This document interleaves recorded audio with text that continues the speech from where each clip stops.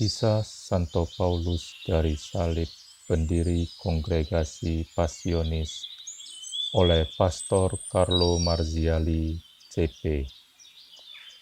Bab 2, Masa Muda yang Heroik. Ikut Perang Salib. Pada masa mudanya yang mekar itu, Paulus belum memilih ketentuan hidup. Tunggu apa? Menurut pendapat dunia, ia terlambat. Tetapi pendapat Tuhan lain. Ia tidak pernah terburu-buru. Pendapatnya jarang sama dengan pendapat orang, bahkan sering tidak sama atau berlawanan.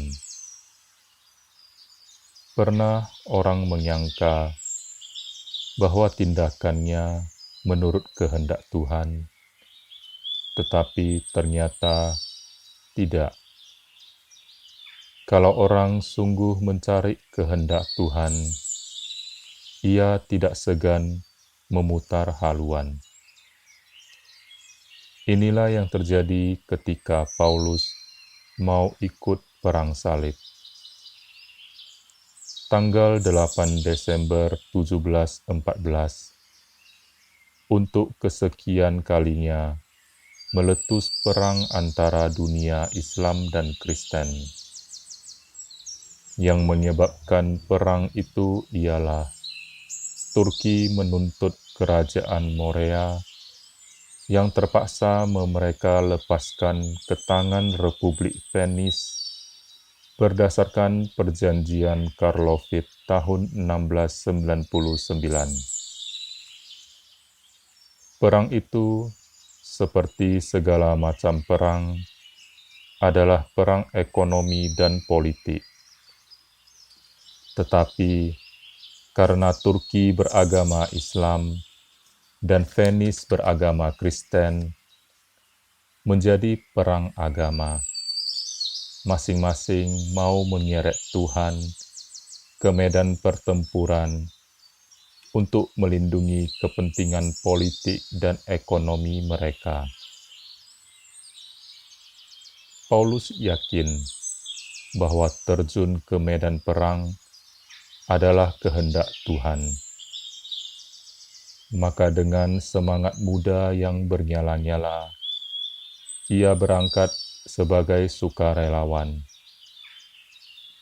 Ia tidak minta imbalan apapun, hanya puas jika dapat menyerang Turki. Sungguh suatu jiwa kesatria sejati. Ia bertolak dari Cremolino dan akan menggabungkan diri dengan sukarelawan lain yang berkumpul di Venice. Dalam perjalanan menuju Venice, Paulus singgah di kota Krema. Waktu itu tanggal 20 Februari 1716. Lonceng gereja Krema berbunyi girang, memanggil umat berkumpul menyembah Kristus dalam sakramen Maha Kudus. Untuk memulai devosi 40 jam, dan Paulus ikut. Ia berlutut dan mempersembahkan niatnya yang tulus untuk berjuang di pihak Tuhan dan siap menumpahkan darah demi iman. Pada saat ia berdoa dengan sungguh-sungguh dan tulus ikhlas, terdengarlah suara yang menusuk hati. Paulus, kembali ke daerahmu. Pasukan lain akan kau pimpin, musuh lain akan kau perangi. Paulus menerima ilham itu sebagai ketentuan baginya, lalu mengundurkan diri. Ia akan berjuang demi kerajaan surga, bukan kerajaan dunia. Dalam perjalanan pulang, Paulus singgah di rumah suatu keluarga yang amat kaya, tetapi tidak mempunyai anak. Maka mereka menyambut Paulus sebagai kurnia Tuhan yang besar. Memperhatikan kebaktian, kesopanan, dan kerajinan pemuda itu, mereka sangat terkesan dan mendesak agar ia tetap tinggal bersama mereka sebagai anak, dan ia akan menjadi pewaris atas segala harta milik mereka. Ia tidak menerima tawaran itu, dan sesudah setahun tinggal bersama mereka, ia kembali kepada orang tuanya. Di Castellazzo Bormida, pada tahun 1718, seluruh keluarga Paulus pindah ke Castellazzo. Castellazzo adalah sebuah kota kecil dekat Alexandria. Letaknya tidak jauh dari sungai Bormida. Banyak menara gereja yang menjulur ke langit, bagaikan tangan terangkat untuk berdoa, menyaksikan kebaktian para penduduknya. Sekarang Castellazzo terkenal berkat Paulus dari salib, karena di kota itulah ia meletakkan dasar kongregasinya, memulai kerasulannya yang mengagumkan, melakukan doa dan tapa yang mengerikan, dan mengalami pengangkatan rohani yang menjadikannya seorang mistik terbesar pada abad ke-18. Laku tapa di malam hari. Dalam masa itu, Paulus memulai suatu mati raga yang keras. Sebagaimana semua orang suci yang hidup karena salib Kristus, ia pun ingin menjadikan dirinya serupa dengan Dia yang disalibkan. Paulus pun merasa sangat haus akan penderitaan demi kekasihnya. Pada siang hari, ia tidak mempunyai waktu bebas, karena sibuk membantu ayahnya di rumah dan di ladang. Maka ia menggunakan waktu malam. Biasanya ia menunggu sampai seisi rumah tidur. Lalu bersama adiknya Yohanes Baptista, perlahan-lahan keluar dari kamar dan pergi ke gudang, tempat keduanya berlutut di depan patung Yesus Kristus tersalib, dan menenggelamkan diri dalam kontemplasi sengsaranya untuk beberapa jam. Sesudah itu, diambilnya cambuk untuk mendera diri, sehingga tubuhnya berdarah. Setelah puas dengan doa dan penderitaan, cambuk ditinggalkan, dan mereka membaringkan diri di atas 2 buah papan untuk tidur. Sebagai bantal, digunakan 2 buah bata. Beginilah mereka beristirahat sampai fajar menyingsing. Sering terjadi, adik mereka Teresia, bila datang untuk mengatur kamar, menemukan tempat tidur mereka tetap rapi, seperti tidak dipakai, sehingga ia ingin tahu di mana mereka tidur. Maka malam berikutnya ia mengintip, dan ternyata pada malam yang sunyi senyap itu, Paulus dan Yohanes Baptista keluar dan pergi ke gudang untuk berdoa dan bertapa. Sekarang ia tahu mengapa tempat tidur mereka sering dijumpai masih teratur rapi. Kaul yang sukar. Di kebun rumahnya ada banyak pohon anggur yang pada musimnya menghasilkan buah yang lebat dan manis. Ia suka sekali makan anggur, tetapi karena asik bermati raga, ia tidak mau mencicipinya sampai pada suatu hari ia menyerah, sebagaimana dituturkannya sendiri. Saya berjalan-jalan di kebun ayah. Di situ ada beberapa pohon anggur penuh dengan buah yang enak-enak. Kerakusan mendorong saya untuk memakannya. Maka saya memetik beberapa butir. Sesudah itu saya pergi untuk bermeditasi, dan timbullah sesal yang begitu hebat. Sehingga sejak itu, saya mengadakan kaul untuk tidak makan sesuatu yang sungguh tidak perlu. Kaul semacam itu sungguh mengherankan. Lebih-lebih bila kita ingat bahwa Paulus menjalaninya selama 50 tahun. Hanya beberapa tahun sebelum meninggal, ia mendapat penggantian atas kaul itu.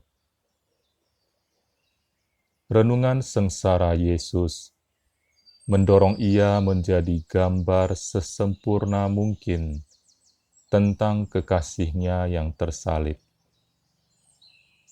Akibat tapa dan penyiksaan diri yang begitu hebat, Paulus menjadi kurus. Seorang saksi mengatakan, kulit tubuhnya melekat pada pundaknya. Kesehatannya mundur dan ia jatuh sakit. Orang lain yang tidak memiliki karisma istimewa menafsirkan penyakit itu sebagai peringatan bahwa tapa harus dihentikan, setidak-tidaknya dikurangi. Tetapi Paulus yang didorong oleh Roh Kudus meneruskan tapanya, bahkan lebih memperketatnya. Bunga mawar Paulus. Paulus menimba kekuatan untuk melangsungkan cara hidup yang luar biasa itu pada sumber ilahi Ekaristi Kudus. Ia tidak tahan untuk tinggal jauh darinya, dan betapa mesranya selama ia berlutut di hadapannya.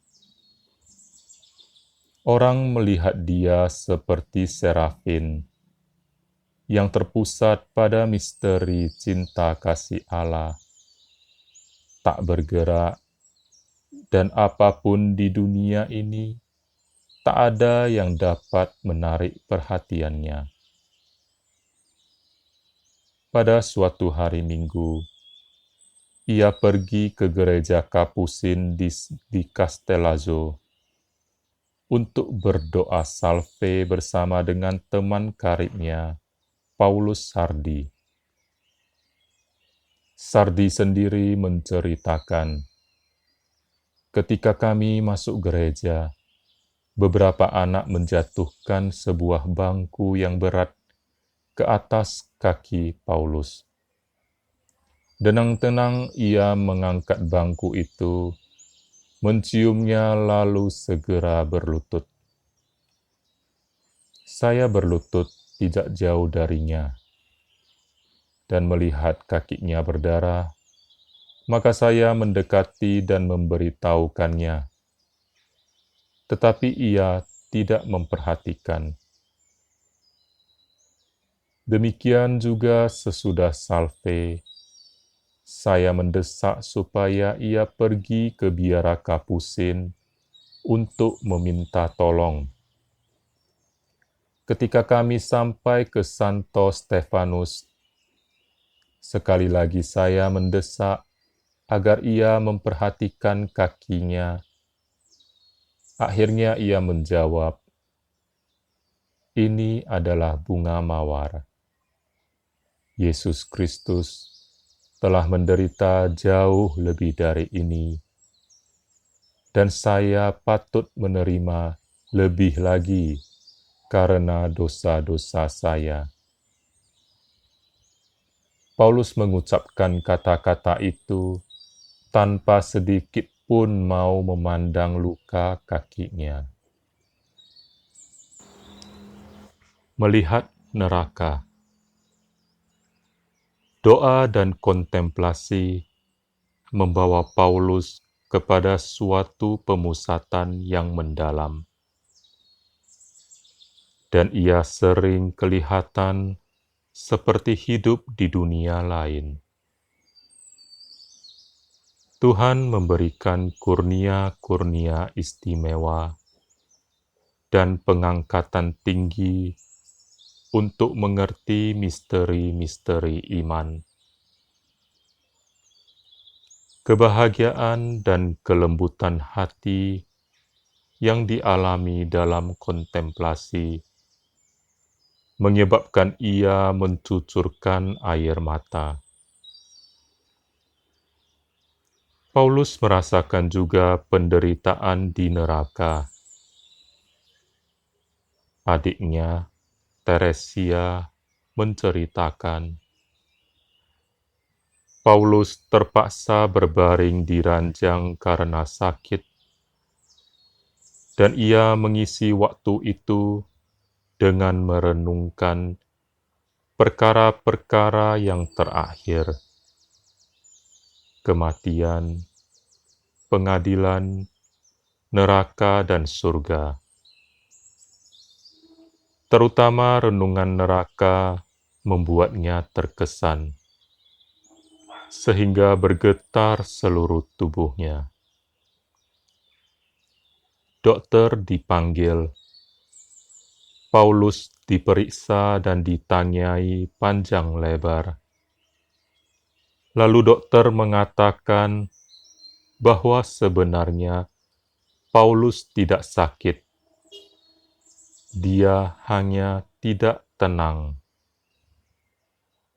Hal itu benar, karena pandangan pengadilan dan hukuman kekal sangat menakutkan Paulus. Baik dokter maupun seisi rumah tidak mengerti apa yang terjadi dalam batinnya. Pada hari berikutnya, Tuhan membuat ia mengambil bagian pada siksaan neraka. Pandangan kerajaan kedukaan kekal itu membuat Paulus sangat ketakutan dan gelisah. Orang tua bersama saudaranya berusaha untuk menenangkannya. Tetapi ia bertambah cemas, lalu mulai berteriak seperti seorang yang sedang binasa.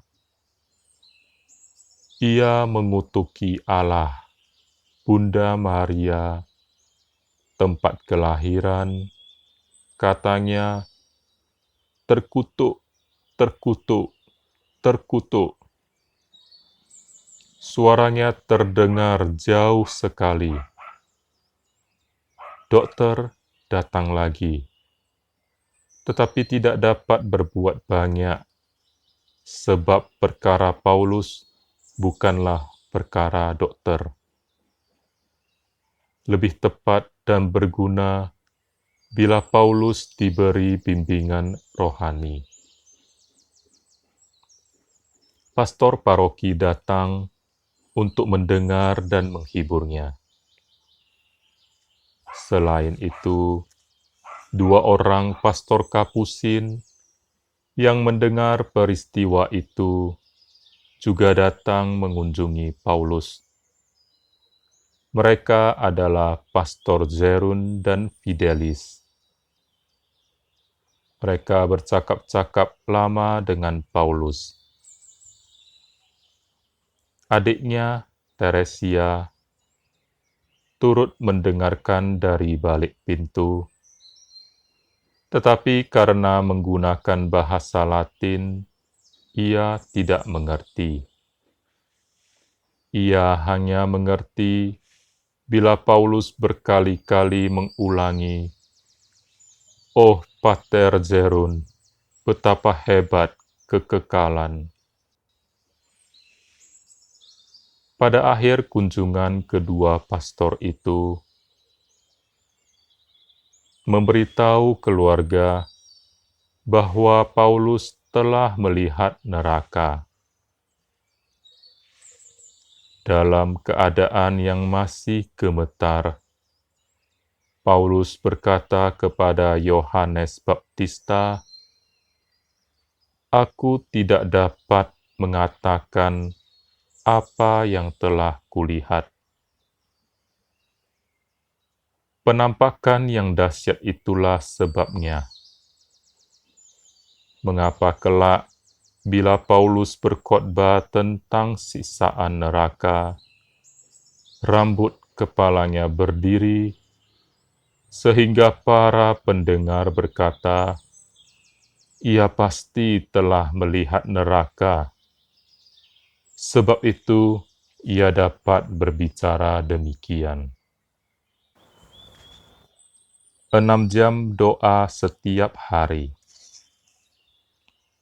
Karena rahmat Tuhan dan ketekunannya, Paulus semakin haus akan kontemplasi.